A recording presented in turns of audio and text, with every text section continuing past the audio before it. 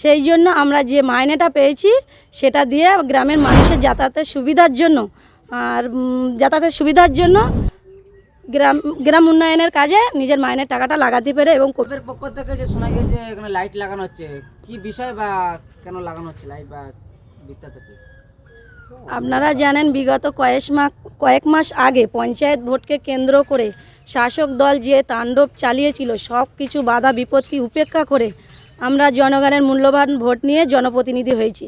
তাই আমাদের দ্বারা যে যে কাজগুলো করণীয় আমরা যথাসাধ্য চেষ্টা করব সেই কাজগুলো মানুষকে পাইয়ে দেওয়ার।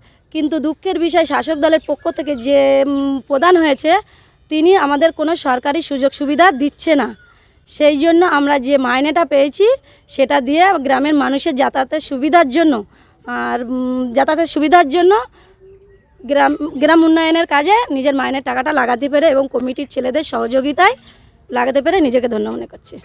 কি বলবেন, আপনার মাইনের টাকা আপনি তো নিয়ে নিতে পারতেন, নিলেন না কেন? নিলে তো নিতে পারতাম, কিন্তু আমাদের কালচার এটা নয়। আমাদের কালচার হলো মানুষের পাশে থাকা এবং আমরা পঞ্চায়েত ভোটের আগে মানুষকে কথা দিয়েছিলাম আমরা ক্ষমতা দখলে রাজনীতি করতে আসিনি। কোন পার্টির পক্ষ থেকে? আইএসএফ পার্টির পক্ষ থেকে, কিংবা ক্ষমতা বহাল রাখার জন্য রাজনীতিতে আসিনি। আমরা সমাজ পরিবর্তন করতে এসেছি, তা ইনশাআল্লাহ সমাজ পরিবর্তন করেই ছাড়ব। কি বলবেন, এই যে আপনারা মাইনের টাকা দিয়ে এই উন্নয়ন এলাকাতে আপনারা বলছেন আপনারা উন্নয়নের কথা বললে আপনাদের কথা শোনা হয়নি, কি বলবেন এই যে আপনার জিগরি বা এত যে সাহসিকতা দেখাচ্ছেন নিজের গাড়ির টাকা বা মাইনের টাকা দিয়ে, কি বলতে চাইছেন যে সাধারণ মানুষের কি বার্তা দেবেন এই বিষয়ে? সাধারণ মানুষকে বলবো আপনারা আপনাদের মূল্যবান মা বোন থেকে শুরু করে সকলেই বলবো 500-1000 টাকার মোহে ভুলবেন না। আপনারা আপনাদের মূল্যবান ভোটটা আইএসএফকে দেবেন। ভাইজানের মনোনীত প্রার্থী নূর আলম ভাইকে দিয়ে বিপুল ভোটে জয়যুক্ত করবে লোকসভা ভোটে। তাহলে কি বার্তা দিতে চাইছেন এই যে আইএসএফ যে ক্ষমতার লড়াই নয়, ক্ষমতা দখলের লড়াই যেটা জারি রাখছে আপনারা যে দেখছি, তাহলে কি বলতে চাইছেন এই যে আপনারা তাহলে মানুষের মনোবল যে বাড়িয়ে দিচ্ছেন আপনাদের যে মাইনের টাকা দিয়ে, তাহলে আগামী দিন কি ভবিষ্যতে আইএসএফ হতে চলেছে? অবশ্যই, একদম। কি বার্তা দেবেন সাধারণ মানুষের? সাধারণ মানুষকে বলবো আপনারা আপনাদের মা বোন থেকে শুরু করে সকলের উদ্দেশ্যে একটাই কথা বলবো, আপনারা আপনাদের মূল্যবান ভোটটা আইএসএফ এর দেবেন। এরকম উন্নয়ন কি দেখা যাবে ভোটের পরে? অবশ্যই দেখা যাবে।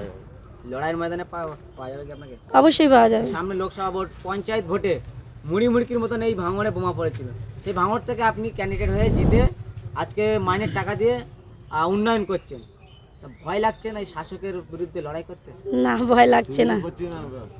কি বলবেন, মানুষের কি বার্তা দিয়ে যাচ্ছেন ভয়ের পক্ষ থেকে? যে ভাঙড়ে একটা যে মুড়ির মতন বোমা, যে মানুষ একটা আতঙ্কের মধ্যে ছিল, এই সামনে লোকসভা ভোট কি বার্তা দেবেন মানুষের?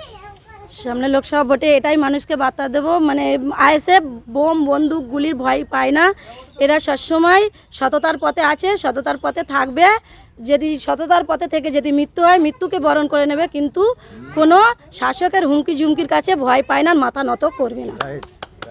ভাঙড়ে মানুষের এত সাহসিকতা কোথা থেকে আসছে? কোনো কি টনিক খাওয়া হয় কি এত সাহসিকতা?